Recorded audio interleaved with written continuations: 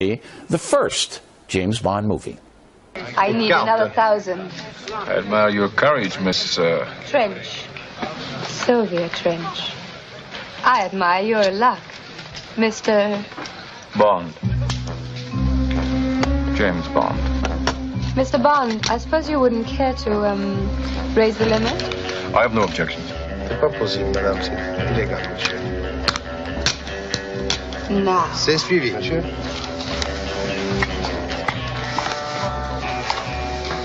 Looks like you're out to get me. Now, even at 12, I picked up the lady liked Mr. Connery, who's been my favorite Bond ever since because of his style and lack of political correctness. Now, the latest Bond movie, Spectre, has so far grossed about $550 million all over the world. Amazing. But things have changed in the Bond universe. The opening scenes for Spectre are tremendous. But then things go downhill about halfway through. James Bond and his girlfriend, Madeline, do a number of not-so-smart things. By the way, no more flamboyant names like Mary Goodnight or Brenda Fun Weekend. It's now Madeline. It's a nice name. Anyway, the duo are trying to track down the villain. Problem is, they walk right up to the bad guy's house in the middle of the day, whereupon, surprise, they're captured. Bond is tortured. Now, whose idea was that? Connery would never walk up to the villain's house. Instead, he would get a lot of guys with spear guns and black outfits. They'd go at the night when the bad guys are asleep. For the life of me, I don't know why Daniel Craig's James Bond just walked up to the guy's house. Come on, man, that was dumb. On balance, Spectre's okay, but nowhere near as entertaining as some of the previous Bonds like Goldfinger and From Russia with Love. Factor tip of the day. Thanks for staying with us. I'm Bill O'Reilly in the Middle of Time segment tonight. Let's get right to the stage of Southern California. He's here in New York City this evening. I had to get in because that is the best tie knot I've ever seen. Thank you. I wanted to say we spend a lot of time on that. Keep the thumb way up there. Way right? up there. Thumb is gone. Okay, now, President Obama's press conference from Turkey after the attack. Your impression?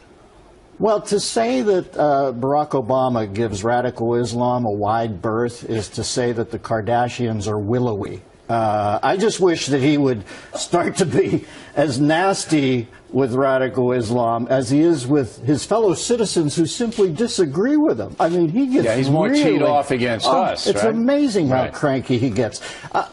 The only group that had some sort of religious ties that I've seen get flattened over the last few years was the Tea Party. You don't even hear about them anymore. Nobody's going to go out in public and say the Little Sisters of the Poor. Yeah, they got rolled for a while, but they finally stood up. Right. But the Tea Party absolutely got flattened. He won't jump to conclusions. All I asked you, President Obama, if you're watching, and I know you watch The Factor, why don't you jump to conclusions with radical Islam like you do with, say, the Boston police force? Can you do that? You know, the thing that disturbs me the most is that he doesn't even cover his own butt. You know, most of these politicians, they're not honest and they don't do it the right thing, but they calculate, well, maybe I should just do like Hillary Clinton tomorrow is going to put forth an ISIS strategy. Okay, sure. Yeah. Because she wants to cover her butt in case they attack. You said it, not me. Obama's just out there with no coverage at all. The reason he won't say CYA is he thinks it's an ISIS splinter group, and he doesn't want to get them angry. Okay. Listen, I think it's fair to say at this point, you know, when people always let him off the hook when they say he was born somewhere else, or they think he's a Muslim. I'm not saying any of that, but it is entirely fair to say he has Islamic sympathies. I mean, I think that's to a large degree. Yeah, I mean, and he certainly doesn't want any part of the war on terror. Okay, in Massachusetts, which is, you know, a little kooky at times, there is a church, the Church of the Flying Spaghetti. I'm not kidding, and I'm sure they'll get a deduction. All right, now a woman in that church, Lindsay Miller, calls herself a Pastafarian, and she has this photograph on her driver's license, Miller.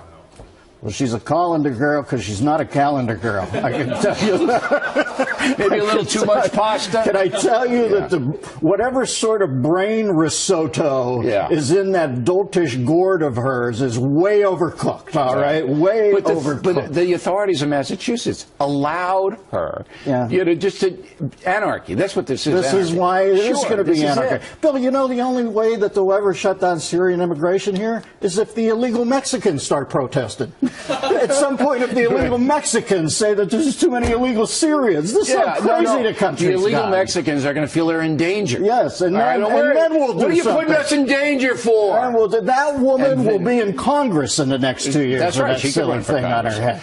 All right, let's go to Williamstown, Kentucky. Yeah. All right, they're building Noah's Ark there. I don't know why, but we asked Miller to investigate, and the Ark is going up in Williamstown. Yeah. Now, there's a religious symbol that the left will wade in on. I guarantee you they will tic-tac that thing to death with building codes. They'll go way after that. They'll come at them with saying stuff like, oh, you can't build this. Why only 2 of each animal? Why can't we have an across-the-board welcoming of all animals? They will niggle these people to death over that Here are Ark. some facts about the Ark. It can hold up to 10,000 people and even more animals than that. And it is going to be in the Creation Museum. That's what they're doing. Yeah. And Well, if it it's rains, very realistic, Billy. They have dungo vision in there, where when you check into the room, you get a little bit of a dung smell from down below. All right, and if it rains a lot, you know, the people in Williamstown just come on over to the Ark. Hey, float up. You're right above the Brahma bull cage. Yeah. This is good. Here. Poor Noah, he's so misunderstood. And that movie didn't do him any good either. No, Russell they, Crowe, no. Didn't do Noah any good. If I would know it, it would have been a lot of lightning coming down on that one. Dennis Miller, everybody. Billy, good to see you, All big right. man. Quick reminder, just one Don't Be a Pinhead show. His tickets left, Phoenix, Arizona, at the Comerica. Friday, December 4th. Miller and I will see you there. Info on BillO'Reilly.com. Hi, I'm Bill O'Reilly. Thanks for watching us tonight. The terror madness continues, and that is the subject of this evening's Talking Points memo. Overnight, French authorities kill one suspected terrorist, perhaps the mastermind of the Paris attack, and another blew herself up. 8 others have been arrested, which could allow the French to gain many insights into ISIS. Next week, French President Hollande will come to Washington to try to convince a reluctant President Obama to step up ground activities against the ISIS terror group in Syria. As the world knows, Mr. Obama does not want to wage a full war against the jihad. He prefers half measures and rhetoric. There will be setbacks and there will be successes. The terrible events in Paris were obviously a terrible and sickening setback. Even as we grieve with our French friends, however, we can't lose sight that there has been progress being made. And what progress might that be, Mr. President? Over the last few weeks, a Russian airliner has been blown out of the sky by ISIS. Hundreds have been killed or wounded in Paris. An international soccer game has been postponed in Germany because of terror threats. And a massive migrant crisis continues to confound the world. So I ask again, what progress are we talking about here, Mr. President? The ISIS savages continue to hold the city of Raqqa, Syria, where they've established command and control. The terror group is said to be making $1 million a day selling stolen oil. ISIS savages are now embedded in dozens of countries, including here in the USA. Just today, Reuters is reporting that Honduran authorities are holding 5 Syrian nationals, all holding stolen Greek passports, who are heading to the USA. And believe me, they would have no trouble crossing the southern border. So any honest observer would have to conclude that progress against ISIS is scant or non-existent. President Obama's strategy has been to outsource the ground fight against ISIS inside Iraq to the Iranians, so they are gaining more power over Baghdad. American bombers have caused some damage to ISIS, but not enough to alter their terror activities. By backing away from the Syrian situation, President Obama has stimulated hundreds of thousands of desperate people to flood into other countries. He's also allowed the Russian villain Putin to bomb American allies inside Syria. Is this progress? Anyone? Talking Points well understands that millions of Americans don't even care about President Obama's performance. They like him. That's that. But there comes a point when a disaster has to be confronted. And right now, Americans' foreign policy is a disaster, which will have unintended consequences for we the people, perhaps lethal consequences. Finally, we can find few military, intelligence, or foreign policy experts who support President Obama's contention that progress is being made in the war on terror. Almost nobody believes that. And that's the memo. Now for the top story reaction, joining us from Cincinnati, Republican presidential contender Ben Carson. Very specifically, Doctor, there is a sense of urgency now about ISIS, all right? They're on the march. How would you defeat the movement or at least beat them back for the time being? Well, we need to recognize that it is really an existential threat to us as a nation. You know, they're part of the global jihadist movement. And what I would do is take the war to them very specifically by getting our allies in the area. You know, we have many traditional allies in the area, you know, Jordan, Egypt, Saudi Arabia, as well as our NATO allies, because the war is against all of us, you know, and I would cut off their oil because that's where they get a lot of their revenues from. Okay, but that's a Trumpism too. He said that early on, you get the oil. But how do you cut off the oil? How do you, look, Jordan's bombing them, Egypt is involved with fighting ISIS, Saudi Arabia involved with fighting them in Yemen. So you've got to have a plan, Doc. I mean, I'm not seeing any American politicians with a cogent plan at this point.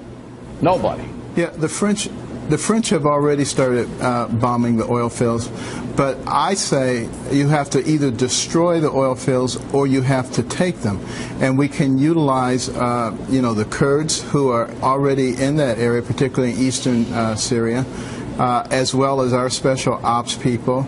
I think some elements that work with us of the Iraqis and of the Syrians, the moderate groups. You know, it's a big comprehensive program, and you have to really take the fight to them, and you have to strangulate them in terms of the ease of access that they have with cash through world banking systems. Okay, but I think all we also of that, have to. You know, Doc, here's where all the politicians, including you, with all due respect, you've got to have specific. Now, last couple of nights ago, I said Article 5 of NATO means an attack on one nation is an attack on all. So that NATO should immediately be galvanized together, and foot soldiers and air should be raised to go into Syria to get ISIS. Now, you can do it a number of different ways tactically, and I don't think we should be telling the ISIS savages what we're going to do.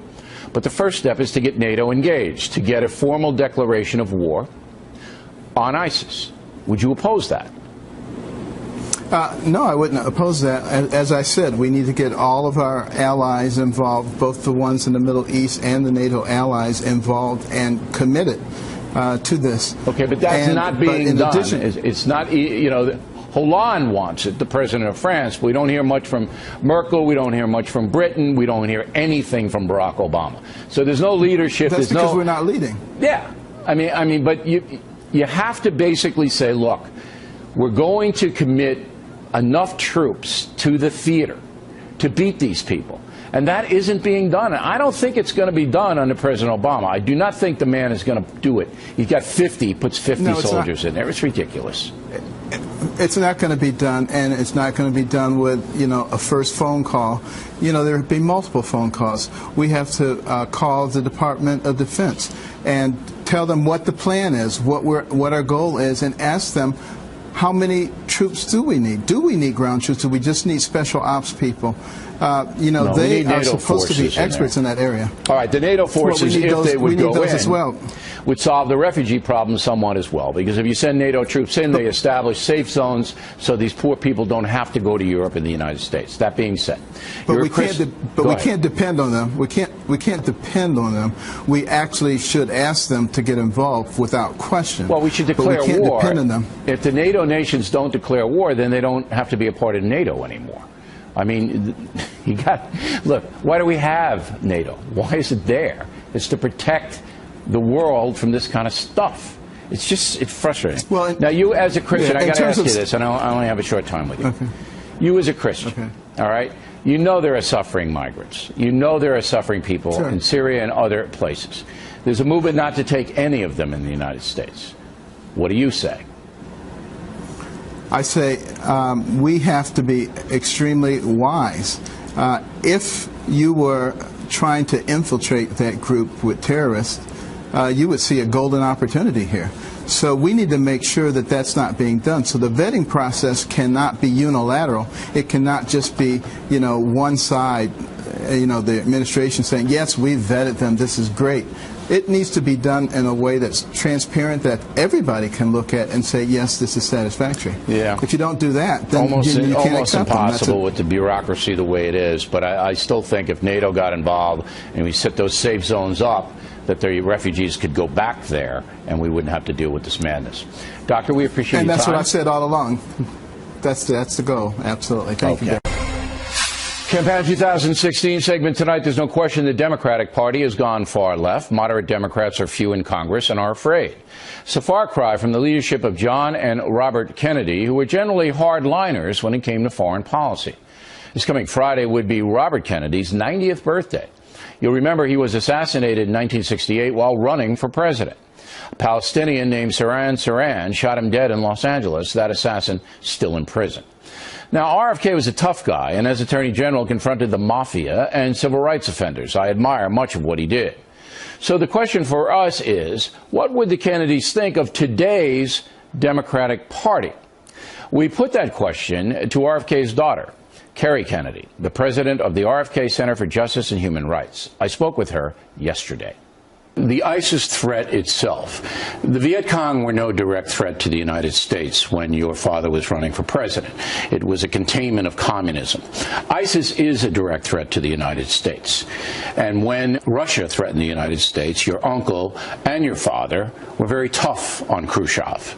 How do you think your father would have handled ISIS? You're right. They were very, very tough on Khrushchev, but they had a very healthy sense of skepticism with regard to the Pentagon and with regard to those who were calling for war. And as you remember, during the Cuban Missile Crisis, the Pentagon was saying we should bomb, we should bomb, we should bomb. Well, if we had done that at the time, we would have wiped out the entire city of Miami. Nobody was tougher on Khrushchev, but they were very skeptical about going to war because they had both been in the Navy. They had both seen war. It's hard to say what Daddy would do now, 50 years later, but I think if you looked at his life, he again and again tried to avoid war and tried to save people's lives and tried to bring peace. Right. And that's what his life is about. We now face a very, very serious threat, and we saw what al-Qaeda did on 9/11. Let's go to the refugees. I think that he would absolutely say we should allow the refugees, who are mostly women and children, to come into the United States. I agree that your father, and I know him through studying, and I wrote, of course, Killing Kennedy, so I know your family pretty well, would have accepted the refugees, not single men. I think that if you look at who are the refugees we're talking about, especially Syrian refugees, they're in UN-controlled refugee camps in our ally states like Turkey and Jordan, etc. They are vetted by the United Nations first. Then they go through the whole UN process under the United Nations High Commissioner on Refugees. Then next step, they go through the U.S. process, and they're vetted again by the Terrorism Task Force. So these are very, very vetted people. I think your father would take them in, and I would take them in. Well, I think that's great. No single men. All right, now I had a beef with you and your foundation over a group in Morocco that your Justice Foundation had designated as a human rights violator. You remember the group, correct? I do, absolutely. All right. That group paid Bill Clinton and Chelsea Clinton $1 million to go to Morocco to give a speech. I said your group should stand up and say, no, human rights violators should not be included in the Clinton Foundation's donation deal. And you disagree, correct? Well, I'll tell you something, Bill. You are so great because my father is one of your heroes.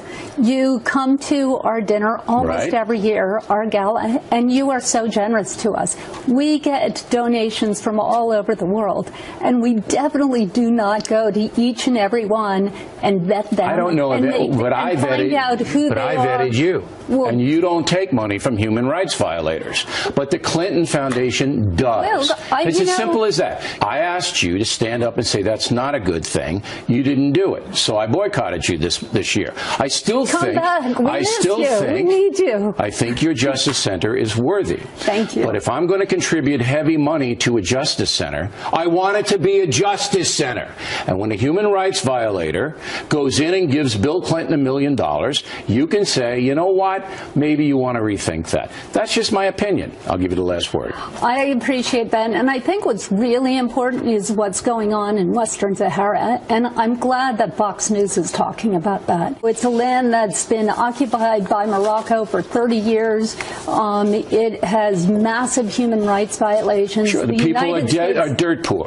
And that $1 million that mining company gave to Bill Clinton, you think how much good that could have done to those poor people in the Western Sahara? Absolutely, that you're interested in? and I wish they would spend it right there. We appreciate you coming in and taking the fire, and I admire your father, and he's going to be 90 years old on Friday, and we're very happy to have you.